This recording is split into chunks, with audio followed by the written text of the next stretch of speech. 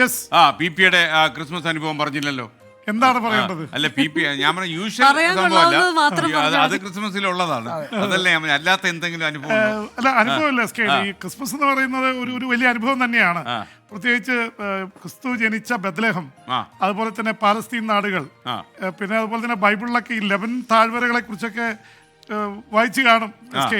വളരെ മനോഹരമായിട്ടുള്ള സ്ഥലം, ദേവദാരുക്കൾ പൂക്കുന്ന സ്ഥലം, ഇങ്ങനെ ആ ഒരു മേഖല മുഴുവൻ നമ്മളെ സംബന്ധിച്ചിടത്തോളം വലിയ രീതിയിൽ, പ്രത്യേകിച്ച് ഡിസംബർ മാസം, അത് ഭയങ്കര മഞ്ഞ് പെയ്യുന്ന രാത്രി ഉള്ള മാസമാണ്. എല്ലാം കൊണ്ടും ഒരു വലിയ അനുഭൂതിയാണത്. നക്ഷത്ര വിളക്കുകൾ, SKന് ഏറ്റവും പ്രിയപ്പെട്ട KP അപ്പൻ സാറിന് ഏറ്റവും ഇഷ്ടപ്പെട്ടത് ക്രിസ്മസ് വിളക്കുകളും ക്രിസ്മസ് സീസണുമാണ്. ആ ക്രിസ്മസിലെ നക്ഷത്രങ്ങൾ തൂങ്ങിക്കിടക്കുന്നതും അതുപോലെ തന്നെ പുൽക്കൂടും കരോളും ഇതൊക്കെ അദ്ദേഹത്തിന്റെ അവസാന നാളുകൾ പറഞ്ഞിരുന്നു, ഇനി ഞാനില്ലെങ്കിൽ ഈ ക്രിസ്മസ് വിളക്കുകളൊന്നും കാണാൻ പറ്റില്ലല്ലോ എന്ന് KP അപ്പൻ സാർ എഴുതി വെച്ചിട്ടുണ്ട്. അത്രയും മനോഹരമായി ക്രിസ്മസിന് ഇഷ്ടപ്പെട്ടിരുന്ന ആളായിരുന്നു SKന്റെ വളരെ പ്രിയ അധ്യാപകൻ, അല്ലെ, അധ്യാപകനും ഗുരുവായിട്ടുള്ള KP അപ്പൻ സാറ്.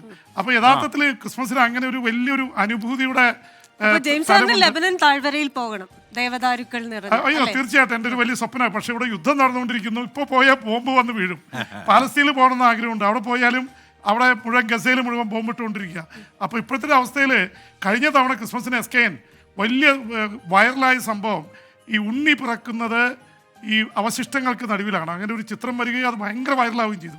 ഇപ്പോഴും ഉണ്ണികൾ അവിടെ മരിച്ചു വീഴുന്ന ഒരു അവസ്ഥ എന്നുള്ളത് ഒരു പക്ഷേ ക്രിസ്മസിൽ നമ്മളെ ഭയങ്കരമായിട്ട് വിഷമിപ്പിക്കുന്ന ഒരു കാര്യം കൂടിയാണ്.